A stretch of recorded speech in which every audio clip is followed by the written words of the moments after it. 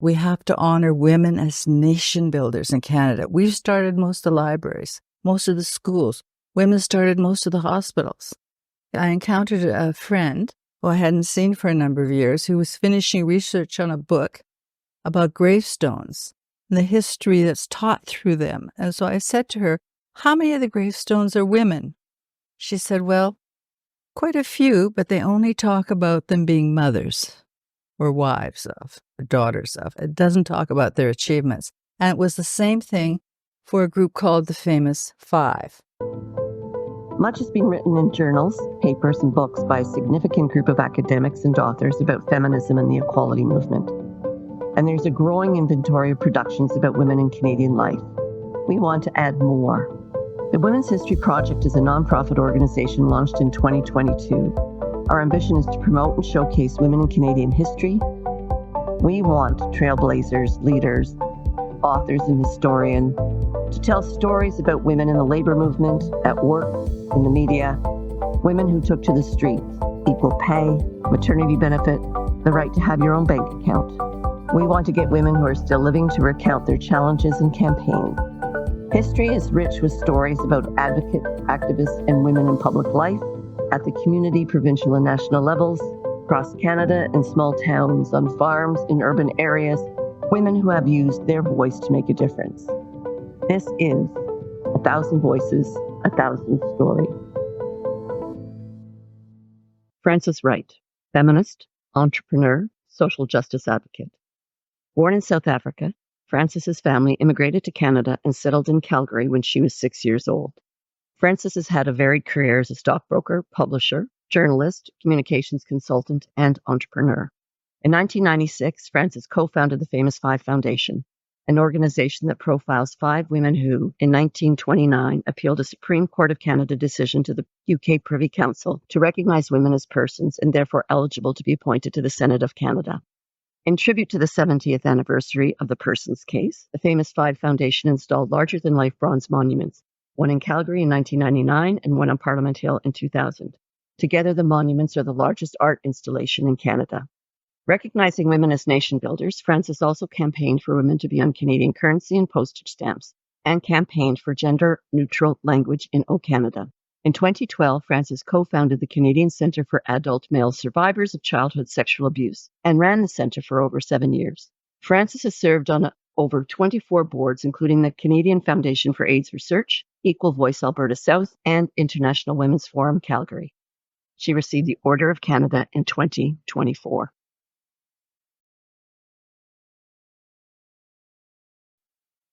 I'm Deborah Davis. I'm president and co-founder of the Women's History Project. Today, I'm talking to Frances Wright, a longtime friend, but also an entrepreneur, a social activist, a campaigner, and the chief executive officer of Famous Five Foundation. I first met Frances in 1997 when Frances came to Ottawa looking for help to have a statue of the Famous Five to be put on Parliament Hill. And she has a fascinating story to tell, so we're going to talk to Frances now. Thank you for joining me. Okay, Frances, we're going to start at the beginning. Tell us a little bit about your background, and in particular, how your background influenced you and drove you to the kind of work that you've done throughout your career in the Famous Five Foundation. Well, I'm a lucky person who is the daughter of people who are very involved in the community, be it through home and school, the establishment of rugby clubs throughout Alberta in terms of my father, but both in terms of politics too.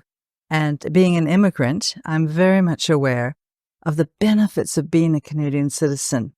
And I hear negative comments about immigrants, and I want to make it perfectly clear that immigrants significantly contribute to the good things in Canada primarily. And one of the ways to do it is to champion various issues. Good. I want to congratulate you, Frances, for receiving the Order of Canada a couple of days ago. It's a high honor and much deserved. And I know you've won many awards for your work, your community work, but certainly tell me a little bit about that Order of Canada. Well, I accepted it on behalf of everybody who helped us with the project. I had the pleasure of being the CEO of the Famous Five Foundation for 10 years, but the highlight really was the 70th anniversary in Calgary of the person's case, and then the 71st anniversary here in Ottawa. And that's when I called upon you, Deborah, for help. But you were off on a very exciting new position in London, England. And so you recommended some other people to get involved. So part of the leaf of the Order of Canada is yours. Thank you very much. But you did all the work. You and your team. No. You and your team did all the work. So what drew you to the Famous Five? I mean, if you were a young woman in Calgary, what drew you to Famous Five? Calgary's a very masculine city because we're not a capital city and we're not an academic city, shall we say. We do have wonderful universities there, but the major industry, of course, is energy, and energy is very much dominated by men who believe in many respects that women are secondary citizens. And just growing up, I didn't want to be a secondary citizen. So I think I've been a feminist all my life. And then in 1974, I was a stockbroker and talking about government policies because I was a liberal and I would explain things. And one day before an election, 60 men came to the office and I guess harassed me because they were very upset about the federal government saying that they had to pay taxes to the federal government before they calculated and took off what the royalties were to provinces. And they were sure that the first Mr. Trudeau was trying to kill the energy industry and them. And so I went home that night. I had bruises on my back and bruises on my arm because they grabbed me and they swore at me. And so I decided, if I have to take this sort of treatment, why don't I be a Liberal candidate? And so through my mother's connections and father's connections, I approached the campaign manager, who initially was keen. They didn't have anybody else to run in Calgary Centre. But he said to me at the end of the conversation, no, I'm not prepared to sign your papers because you are young. I was 24. You're female and you're a feminist. But I had worked in Ottawa when I was doing my journalism degree. And one of the jobs I had was working on Parliament Hill. So I got to know different people. And one of the people I got to know was Pierre Trudeau's executive assistant, Mary MacDonald. Yes. And so I phoned her and said, what do you think about me running in Calgary Centre? Do you know anybody else that's running in Calgary Centre? Does the party have plans for Calgary Centre? And she said, no, just think about it. So I went back to Earl Hastings, Senator, and said, I think I would still like to be the candidate in Calgary Centre. And he said, well, I'm still not prepared to sign your papers. Have you got a candidate? I asked him. No, he said. So then I phoned Mary back and said, he won't sign my papers, therefore I can't run.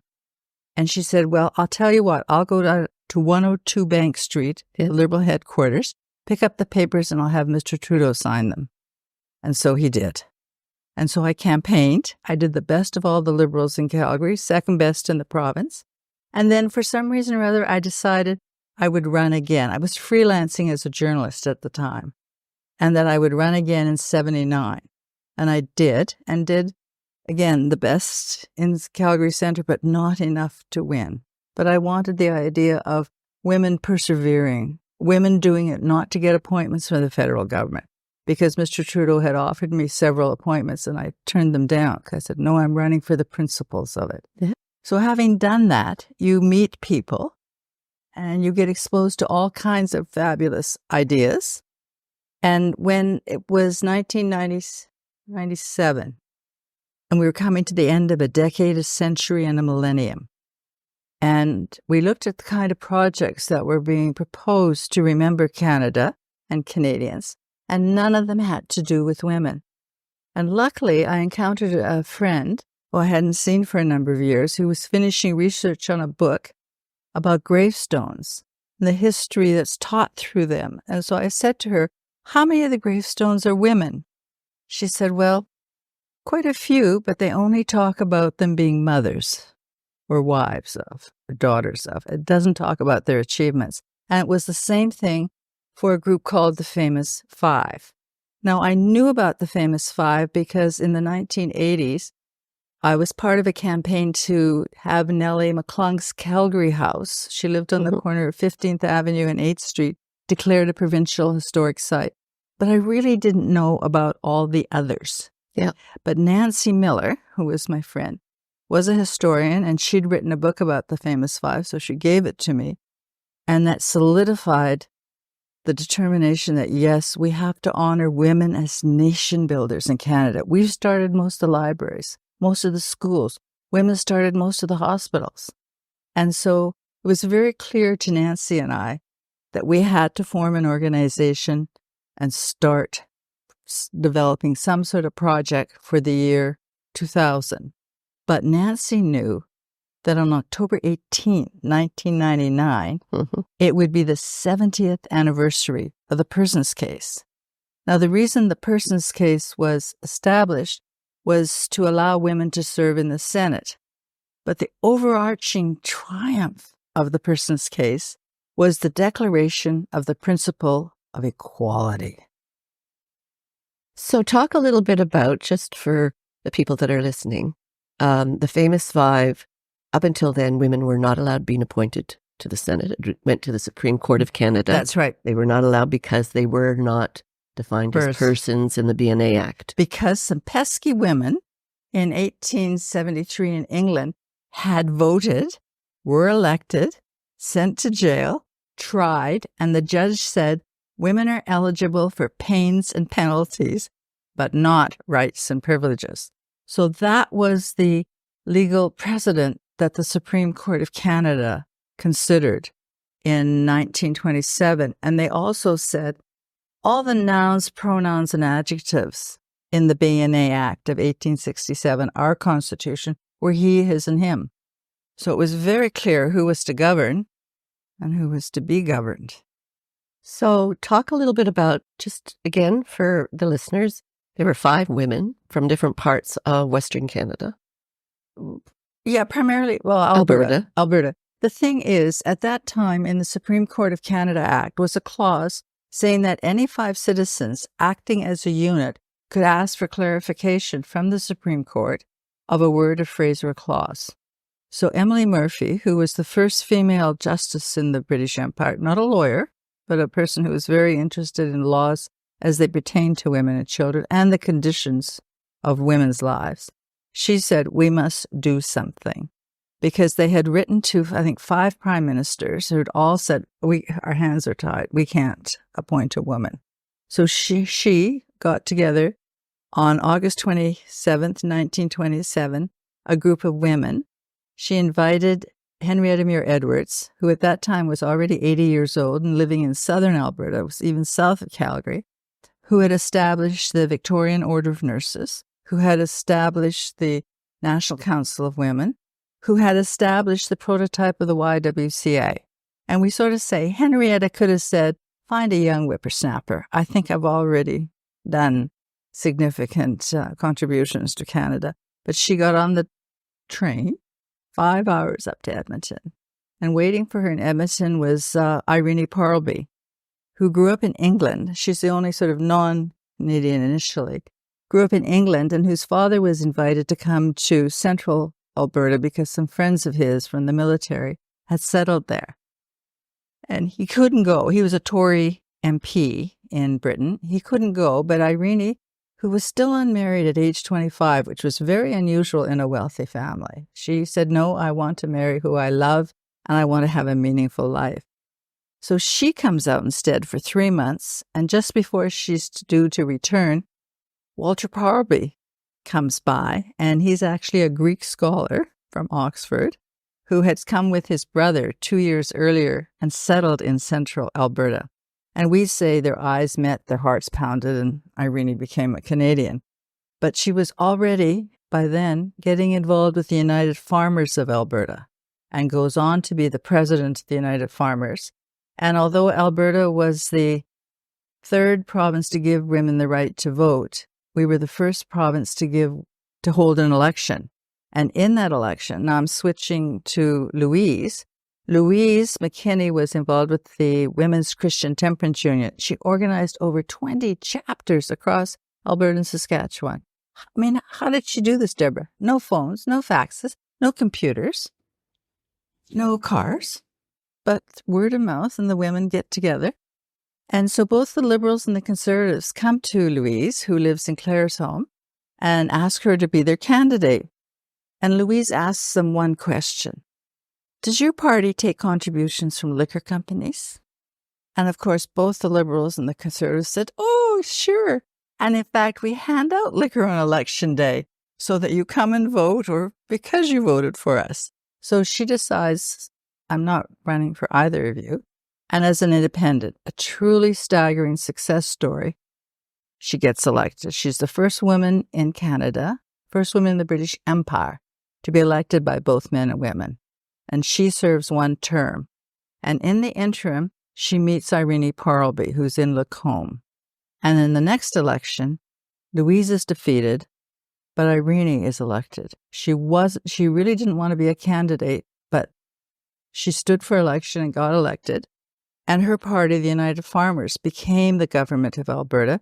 And when they looked around the cabinet table, they said, well, who's going to be a cabinet minister and accept responsibilities? Irene was probably one of the best educated, and she knew politics. But they would not appoint her as a full cabinet minister on the basis of one, well, you know how women like to talk. And there's state secrets in cabinet, and so we can't have a woman because she's going to blab. Secondly, politics is a tough game. And if a woman is a cabinet minister, she's going to be challenged, and in public, she's going to cry. We can't have that. And the third reason was, well, you know, for about a week every month, women are insane. They can't think straight. They lose their tempers. So there is no way we can have a female cabinet minister. But what Irene goes on to do with the title Minister Without Portfolio, she goes and talks to the Minister of Education and says, can't we send books and professors out to the countryside and to other parts? Why not create distance education? Oh, says the Minister of Education, what a great idea. He introduces the bill, it's passed, and all of a sudden Albertans are being educated, living in different parts of the province. Then Irene looks around and says, we don't have any doctors living in lots of parts of the province. Can we not send out traveling medical clinics? Oh, says the Minister of Health, I like that idea. He proposes it, it gets passed, he gets the credit. So she's known as the Minister of Cooperation and goes on to be a delegate to the United Nations. And then the last person to come to the Tea Party on Emily's porch in 1927 was Nellie McClung. Now, Louise had been elected in the very first election in 1917, but when she runs in 1921, she's defeated because Albertans decide they want to drink anytime, anywhere, whatever.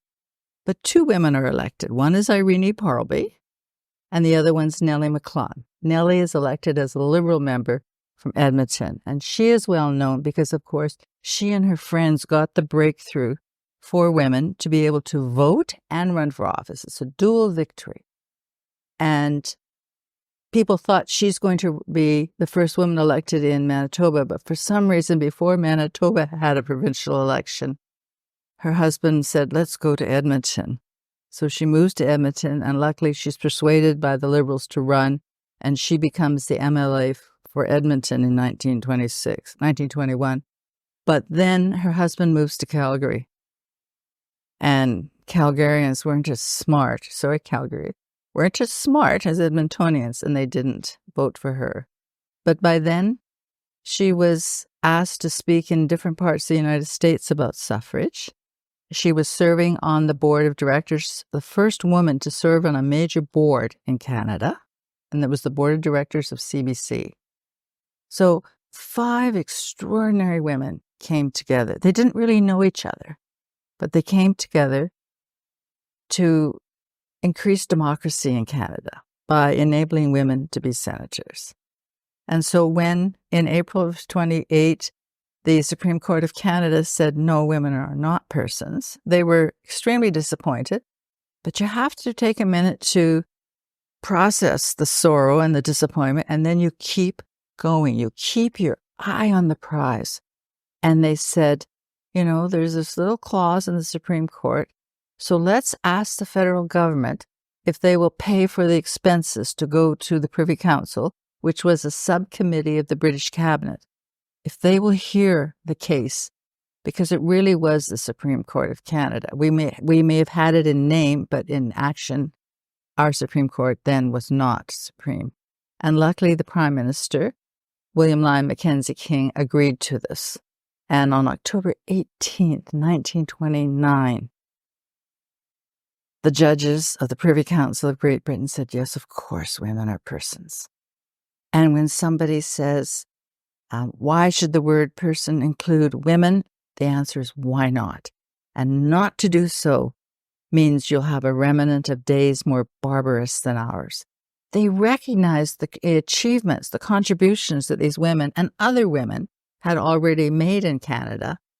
And although Britain didn't have quite the same suffrage for their women as we had in Canada, thanks to these 5 and others, they saw the potential by involving both men and women. And it was not just persons for Canada, it was for the Commonwealth.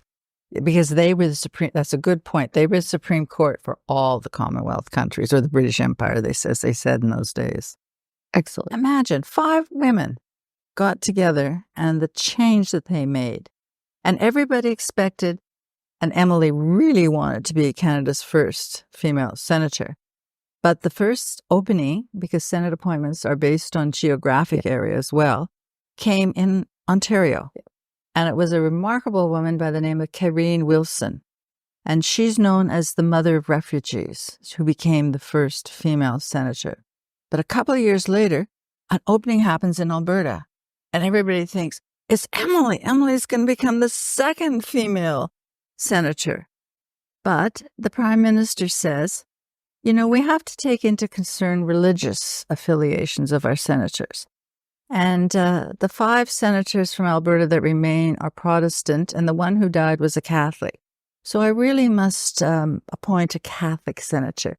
Are you, Mrs. Murphy, a Catholic, knowing full well Mrs. Murphy's husband was an Anglican minister, and she'd been an Anglican minister's wife for 30 years. So instead, he appoints a man who is a Catholic, but who is a liberal. So he could overlook the political affiliation, but he did not want this pushy woman. Can't have 2 senators. Can't have 2 women senators. That's right.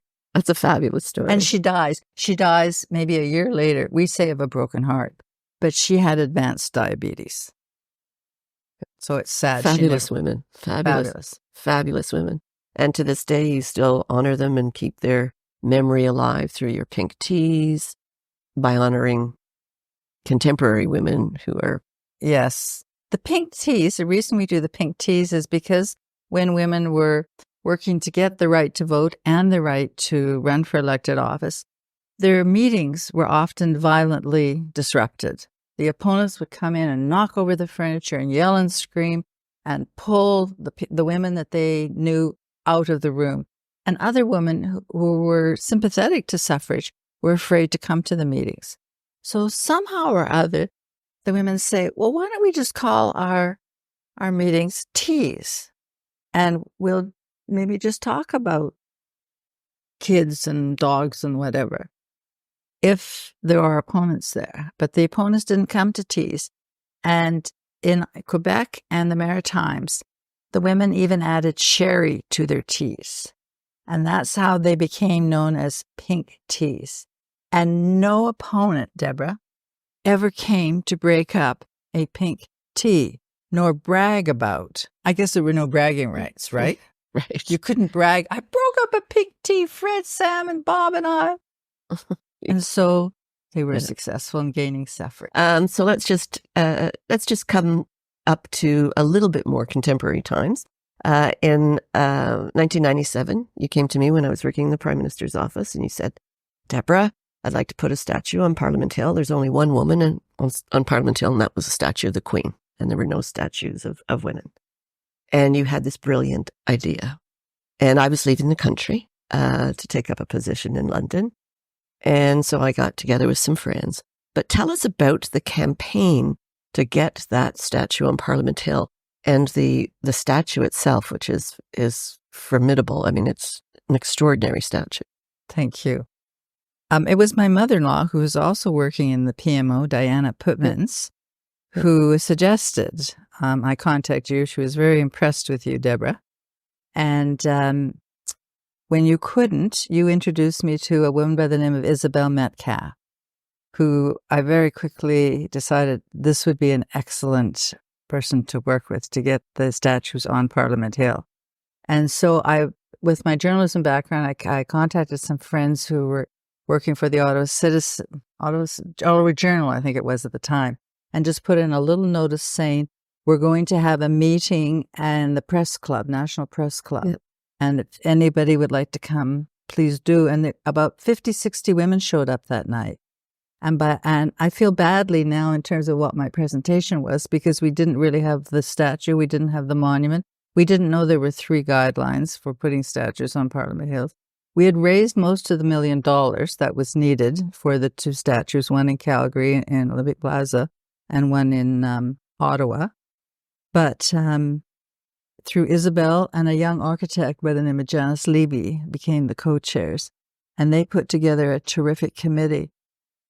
In that I had been in politics and I knew a number of the cabinet ministers and the assistants and whatever. I'd already met with a number of people in Ottawa about how you get a monument on Parliament Hill, and was told it had to fit one of 3 categories.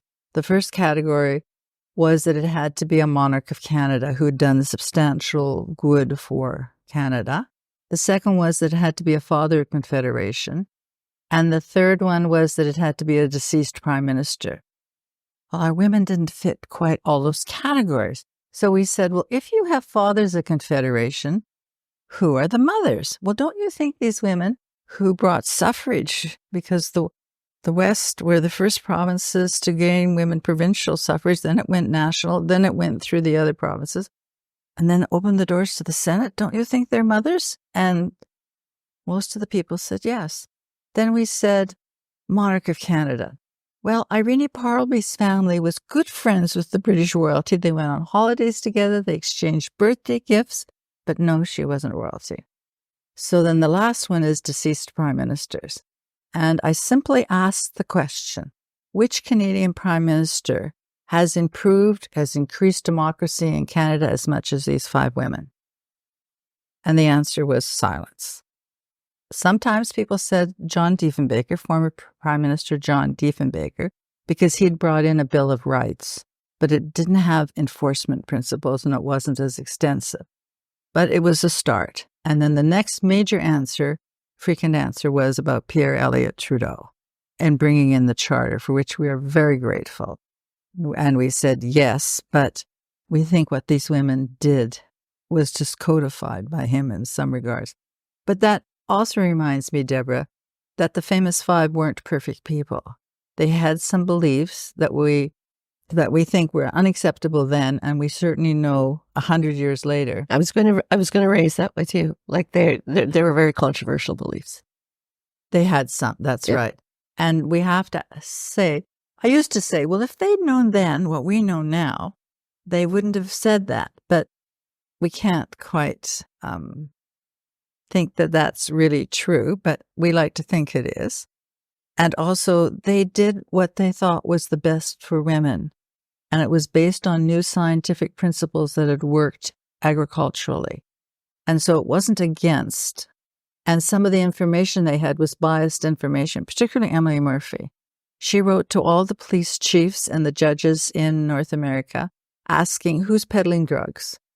And we now know she got biased information that if little white Johnny was peddling drugs, he was likely bawled out, taken home to his parents, returned to school or whatever. But if Johnny was of any other race, he was considered really suspicious. And so he was taken down to the police hall. The conviction or the sentence, not the sentence, the charge was written up. Yeah. It's all documented. So when you look at the police records, it's all people who, and so you then draw these conclusions, which we now know were not right. Yeah, but this happens a lot in history.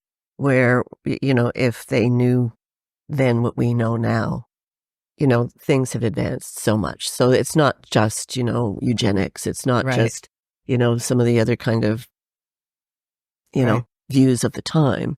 It certainly is just a change in times and an evolution in how we have, adapted our views of life and how we're much more inclusive, much more diverse, and how we have to reconcile some of those horrible wrongs in the past and how we have to make them right Absolutely. now. So We have to so there's this, we reconcile. have to reconcile, we have to admit it, reconcile it, move on, and come together. So Well, we were very lucky in 1997, Jean Chrétien was the prime minister, and he got this idea like this.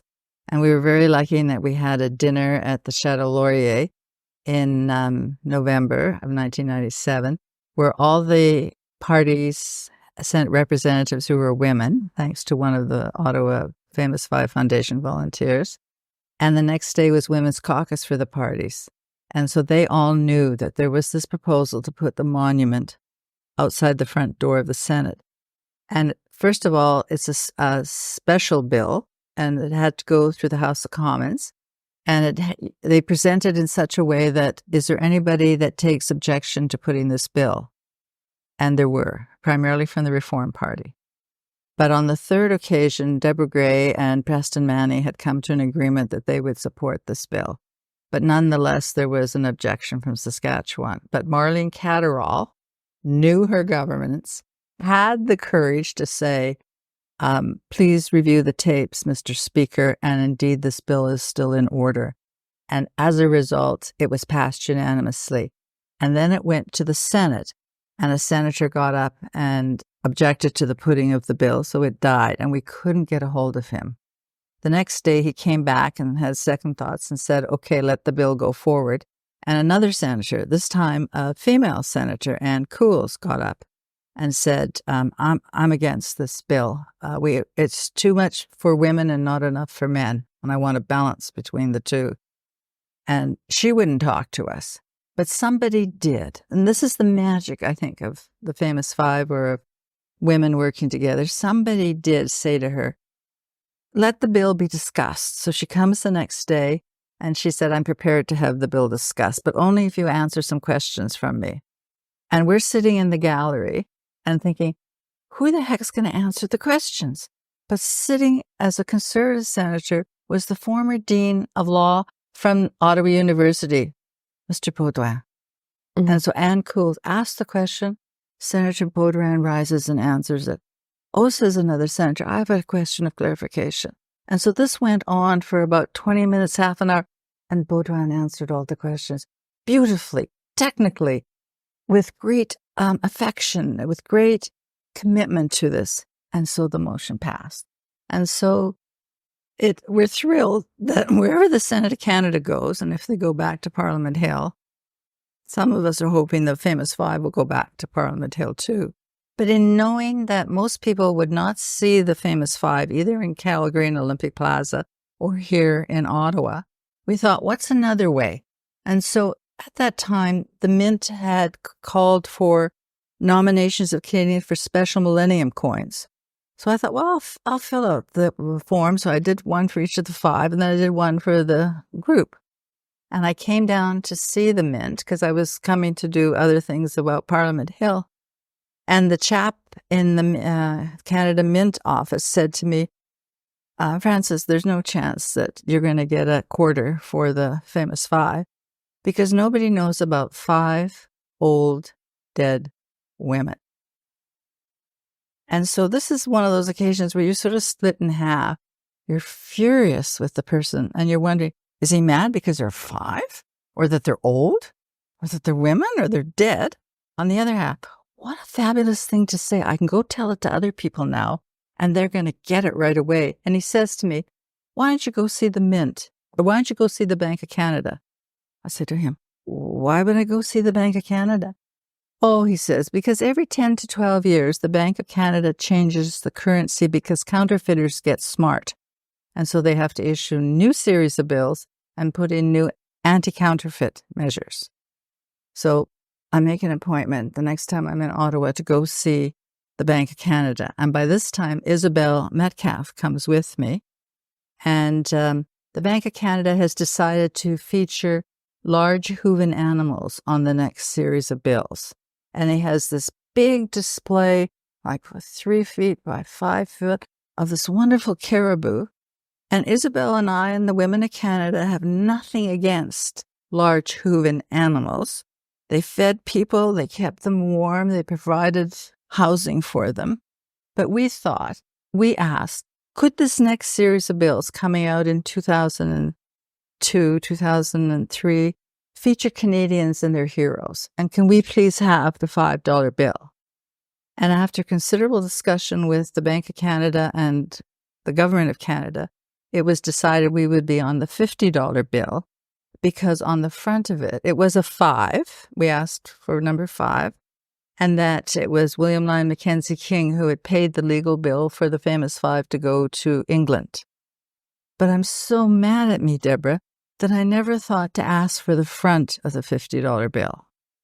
But when the famous 5 were taken off, the shortest time that identifiable Canadian women, have been on our currency, a friend in Victoria, a former Parks Canada historian, Myrna Foster, then asked the Bank of Canada to put another woman, and we said, fine, take them off. They've been on long enough, but put more identifiable women on. And so she persuaded them to put Viola Desmond on the front of the $10 bill. But these are campaigns. These are not, it's just not, this doesn't happen by magic. It's somebody has an idea. Magic. But you have an idea and you push it, you bring it forward. And a lot of, right. I think people have to understand that it just doesn't, things just don't happen. Somebody has to be asked, somebody has to ask that it happen. I was told that as a young staffer in the Prime Minister's office, let the students march on Parliament Hill because they're asking for something. It's easier to respond to somebody that asks for something. We just don't give things away. Let them ask. I was told that by our principal secretary, when young people came to me and said, we're going to have a demonstration. And I was just so worried. Oh my God, I've been in the job for a week and now we're going to get students protesting on Parliament Hill. Oh my God, I'm going to be fired. And he says, no, bring them on. Just, treat them well. And let's have a good. Who is he? Tom Axworthy. Working in what Prime Minister's office? In Trudeau's Prime Minister's. I was doing Justin Trudeau. No, Pierre Trudeau. Pierre Trudeau's. Pierre Trudeau's office, yeah. And he said, no, he goes, let them come, let them demonstrate. Let's listen to what they have to say. It's really important. So right. It's when people ask, we want somebody on the money or we want somebody on a stamp. Right. It's, Right.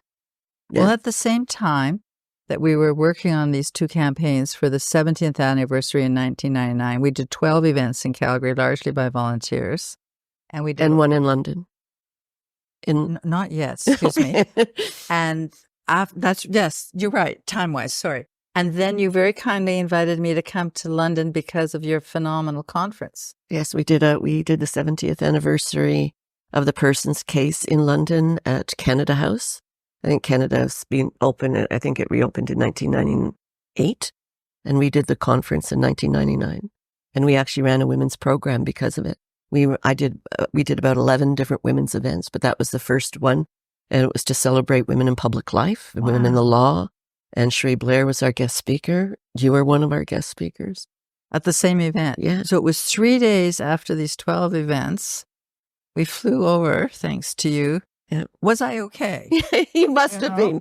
Yes, because I was so worn out and whatever.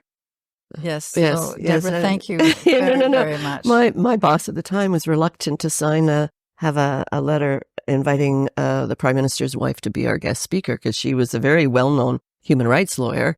And the men in the office said, oh, no, we can't invite her. And I said, yes, you have to invite her. 4 days after receiving the letter, she said yes. And all of a sudden, the men at the High Commission changed their view and just said, oh, can you invite this woman? Can you invite this woman? We'd like this Baroness to be a speaker. And we were going, done. We already invited. We had all this set up. And all of a sudden, they paid attention to the big conference. And so there was women from here, and Beatrice Rafoul came. And there was some really impressive women that came. Well, you did a good work promoting the person's case, because when Sherry Booth spoke with me after the presentation, she knew all the key questions to ask. Yeah. And she actually, when she came to Ottawa a couple of years later, she wanted to see the statue.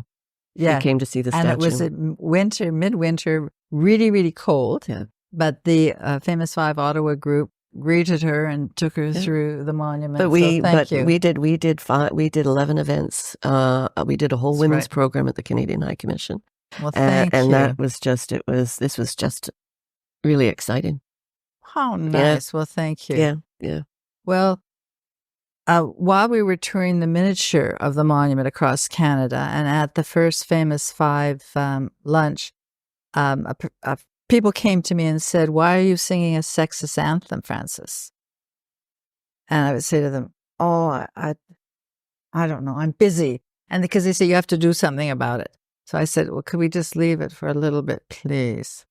And so once we had finished Calgary and Ottawa, then I turned my attention to, okay, how do we fix the anthem?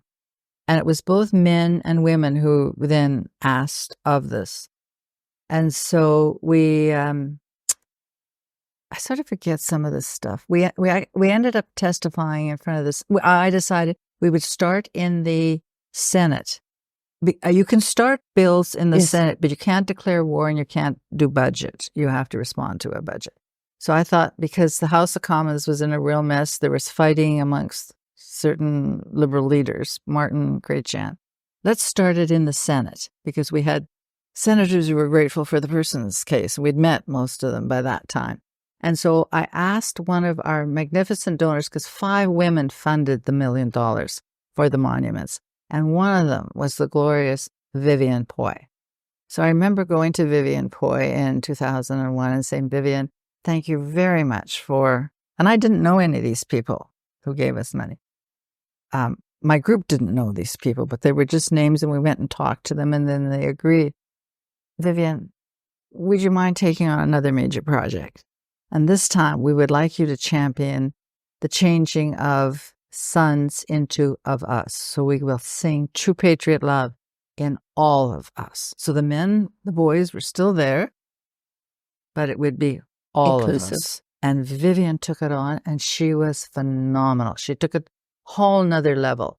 And then, because you have to retire now from the Senate at age 75, when she did, she passed it over to a true icon of Canada, let alone of women's rights, and that's Nancy Ruth from Toronto. Now, I had met Nancy Ruth in 1978, hoping she'd be one of the monument donors, but she had other projects going at the time. But Nancy took it on, and again, then Nancy made buttons, she did songs, she made magnets, but it still didn't go. And so then after Nancy Ruth, it was a very accomplished woman from Toronto by the name of Frances Lankin, who'd been involved with the YWCA, and also Senator Chantal Petitclerc, a Paralympian champion. Now, it was the same thing, even though it had passed the House, and who'd we'd asked also to be the champion in the House. You know, Deborah, I'm mixing this all up. One of the first pieces people to help us with the anthem was Muriel Bélanger. Yeah. Muriel had gone to law school with my husband. I don't think either of them finished law school, did they? I don't know. But I went and spoke to Muriel Bélanger and asked. Muriel Bélanger was the member of Parliament for Ottawa-Vanier. That's right. Yep. And said to Muriel, "Will you please champion as a private member's bill this anthem?" And he said, "Okay, I will." And so he tried to get it through the House and did not succeed until 2018, when it was passed unanimously. And then it gets to the Senate. And by this time, it's Frances Lankin and Chantal Petitclerc. And again, there had to be approval to present the bill in order to debate the bill. And the Conservatives always blocked it. They said, "We're not prepared to allow it even to be debated." But finally, Frances Lankin and Chantal Petitclerc figured out with the Speaker of the House, James Cowan, what they might do in order to get the bill debated and passed. And finally, on January 31st, 2018, it became the law of Canada. And they immediately, because you have to have the Governor General's signature on it, but the Governor General was over in Korea attending the Olympics. So this was the first bill that was signed electronically by a Governor General. Interesting. It's interesting. It's also interesting. Vivian Poy and Nancy Ruth have both supported the Women's History Project. So they're still great, great women who make great contributions and really, really help. I wanted to talk a little bit about, and we'll wrap it up in a few minutes, the 95th anniversary. Thank you. Yes, I think it's really important. So you've got a lot of campaigns, under your belt now, but the 95th anniversary of the person's case, and I expect you're planning big celebrations. Well, not as quite as big as we did for the 70th and the 71st here. And I left the Famous Five Foundation in 2005. I think I'd been involved for 10 years and had a spectacular time thinking of ideas and then getting ideas carried forward by others. And in the interim, I had also approached the Senate to declare the Famous Five honorary senators. And the lesson there, Deborah, was, which Marjorie Le Breton, who was the leader of the government in the Senate, when I asked her, and she responded after 6 months saying they've read the Hansard, they've read reports, they've looked at past papers of senators. There was nothing in any of that said the Senate could declare anybody an honorary senator. So your little heart sinks. Marjorie then says, but Frances, there's nothing in there that says we can't. So for the 85th anniversary of the person's case, the Senate of Canada declared the Famous Five honorary senators, the first and only to do this. But now we come to the 95th on October 18th of this year. And it's really important for us to celebrate the principle of equality being established across the Commonwealth, affecting the United States, affecting other groups who want equality. It's based on that. And so we have asked our wonderful Governor General to come out to Calgary to present her Persons Awards, which the Right Honourable Joe Clark established in 1979 on the 50th anniversary of the person's case. So she's going to come to Calgary and celebrate them, and we're going to have a number of other events. But we're asking Canadians to please hold pink teas all across Canada. We've prepared a kit, information, and we're happy to chat with. We've got a list of groups and individuals to have pink teas on or around October 18th. I'm coming out to Calgary. Yeah, I'm coming out to Calgary. And the other thing to note, it's not just, you don't have just a group. The Famous Five Foundation is based in Calgary, but you have chapters. So there's activities going on in other places. I know the group in Ottawa is very, very active. Absolutely. So it's not just so I expect. Well, we just have really one other official group, and that's in Sarnia, who came to the foundation about 10 years ago and said, we just really love what you're doing. May we form a chapter? We've had other people inquire in other places, but they sort of couldn't get it all together to do it. But we have contacts, and we now do virtual pink teas because of COVID. So there's several thousand women that tune in and are part of that. Wonderful speakers. Absolutely. Yeah. Canada's full of great women. Canada's full. We just need to know about them. We need to support them and tell others and be inspired. Because when you go to either Ottawa or Calgary and see the monument, you will see that there is a chair beside Emily Murphy.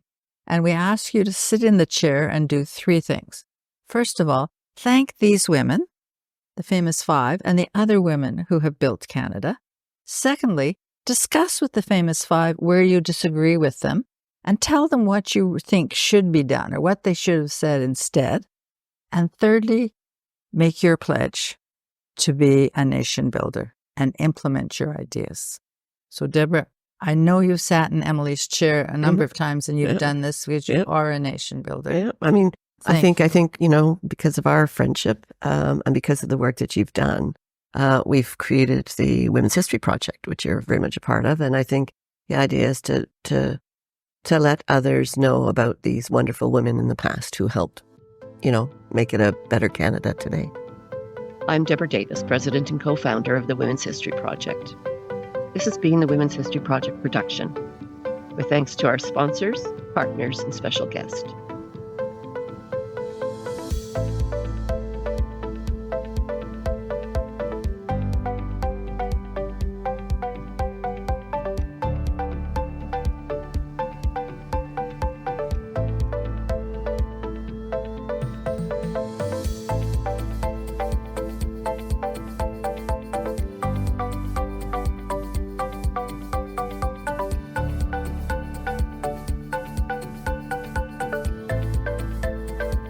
Please like us, follow us, subscribe, and share. You can find out more about our first season of 1,000 Voices, 1,000 Stories on our website, www.womenshistoryproject.ca.